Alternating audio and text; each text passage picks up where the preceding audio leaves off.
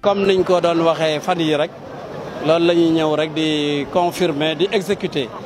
parce que defoon nañu fan yi ay réunion yu bari ak les différentes parties prenantes yi nga xam ne ñooy def occupation anarchique bi nekk fii ci biir ci croisement bi surtout à l'entrée de Kër Massar nga xam ne mi ngi créer ay difficultés yu métti métti donc tey nag la gendarmerie ñëw na pour appliquer l'arrêté accompagné des services de la commune de Kër Massar. Donc loolu nag mu nekk une demande forte boo xam ne tey population bi dëkk Kër Massar yëpp ñoo koy jooy chaque jour que Dieu fait dugub bi Kër Massar suba ngoon guddeeg bëccëg dafa metti parce que ni nit ñi di occupé fii moo ñaaw dem na nag ba population bi muñ nañ ba seen muñu jeex man mi jot naa ci ay plainte yu dul jeex pour loolu léegi nag li si des rek mooy ñu jéem a instaurer waat le droit ñi nga xam ne dañuy jaay ñu jéem a dem ci marché yi respecter le plan d'urbanisation de détail bi nga xam ne def nañ ko maanaam fi nekk marché nit ñi dem jaayi fa fi nekk école nit ñi dem jàngi fa fi nekk fajukaay nit ñi dem faju fa. lii ñuy def nii defuñu ko parce que dañoo jóg di ko def pour xeex njaga wala pour xeex paat waaye population Kër Massar ci boppam ñoom à l'unanimité décidé ne Kër Massar nii lañ bëgg mu mel nañu nit ñi dimbale muy chauffeurs yi muy jaaykat yi muy garage yi ñëpp nañu dimbale bàyyi voie publique bi comme ni mel ku bëgg a jaay dem ci marché ba jaay mais nga jaay boo xam ne da nga koy teg ci yoon luyel place wala nga jënd place wala bu dee da ngay ambulant nga wër ci marché ba wàcc jot nga ñibbi loolu nag man toujours état bi rek laa ciy woo ndax def bi suivi bi la ñëpp di coow est-ce que bu ñu paree dana continuer te dañoo am habitude sénégalais bu ñu paree nit ñi ñëwaat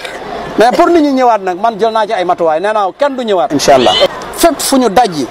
nee naa service technique yi da leen fa teg nit bu nekk ci mairie ba ku fa ñëw tegaat mu ne la teggil soo bañee teggi quitte à ce que mu woo gendarmerie mu ñëw teggi la fa léegi nag loolu accompagnement bu gendarmerie daf ci am solo ndax nag agent mairie yi duñu ay policier léegi nag loolu état laa ciy gën a woo aussi parce que tamit état tamit dafa war a gestu nag Kër Massar nag liy jot dafa jot parce que fi mu toll nii 13 éléments 136 quartiers population bi ëpp na 500 000 habitants 25 kilomètres carrés suñu ñu yokkul ay éléments tamit ñoom tamit des fois ñu jàppanteeg ñun ndax danañ leen woo soxla leen duñ ñëw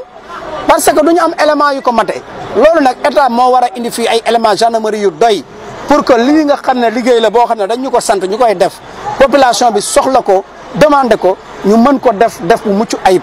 loolu commissariat joxoon nañ leen ko pour ñu tabax ko nañu tabaxal commissariat dugal ci élément yu bëri gendarmerie bi fi nekk dañ fa yokk élément yu bëri comme ça mairie bi li muy liggéey dina ko mën a liggéey heure bu soxlaa service d'ordre yi ñu mën a ñëw mën ko assister pour loolu mën a nekk loo xam ne luy pérenne lay doon tey prévision bi fenn rek la mën a nekk muy forêt classée bi loolu aussi